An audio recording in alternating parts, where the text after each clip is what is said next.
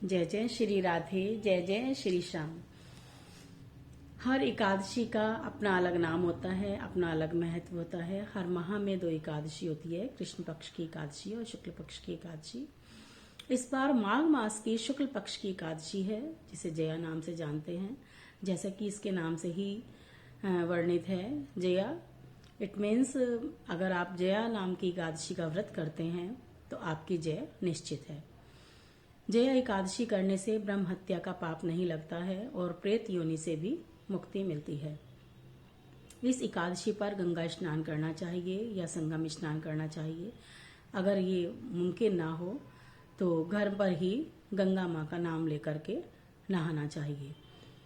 इस एकादशी पर नवग्रहों का विपरीत प्रभाव भी दूर होता है। भगवान विष्णु की प्रतिमा के आगे बैठकर पूजा करनी चाहिए। सच्चे मन से विष्णु भगवान की पूजा करें, स्नान और दान करें, जप करें। इस प्रकार आपको पूजा का पूर्ण फल प्राप्त होता है। अपनी जय निश्चित करने के लिए जया एकादशी का व्रत अवश्य करें। अब मैं जया एकादशी की कथा को सुनाती हूँ। एक समय इंद्रलोक में देव सभा जुड़ी हुई थी। सभी अप्सराएं नाच और गान में व्यस्त थी। उनके साथ ही गंधर्व पुत्र माल्यवन और गंधर्व कन्या पुष्पावती नाच गा रहे थे। इंद्रासन पर इंद्र विराजमान थे। चारों तरफ खुशियां छाई हुई थी। इतने में ही गंधर्व पुत्र माल्यवन और गंधर्व कन्या पुष्पावती एक दूसरे की सुंदरता से मोहित होकर प्रेम में आसक्त हो गए। उनका ताल और स्वर बिगड़ गया।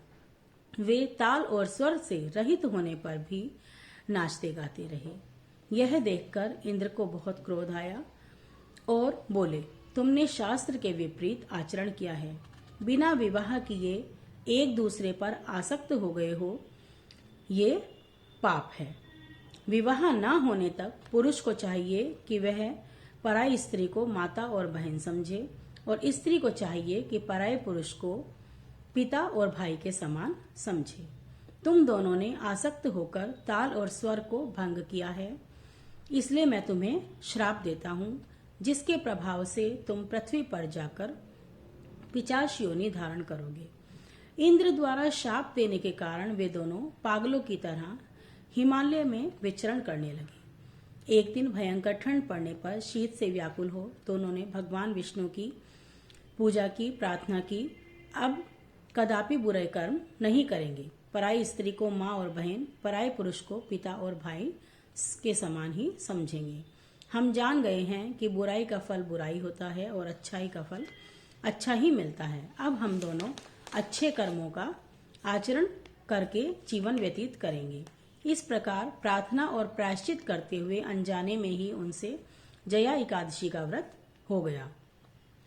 इस व्रत के प्रभाव से मरने पर विमान द्वारा इंद्रलोक को पहुंचे। वहां इंद्र के पूछने पर माल्यवान और पुष्पावती ने बताया कि अनजाने में ही हमसे जया एकादशी का व्रत हो गया है, इसीलिए पिशाच योनि से हमें छुटकारा मिल गया है। इंद्र बोले, सही तौर पर अब तुम दोनों बुरे कर्म छोड़कर धर्मात्मा बन गए हो, इसलिए इंद्रलोक में देव योनि में रहकर सुख प्राप्त करो। इंद्र ने सारा प्रबंध करके माल्यवान और पुष्पावती का विवाह धूमधाम से करा दिया।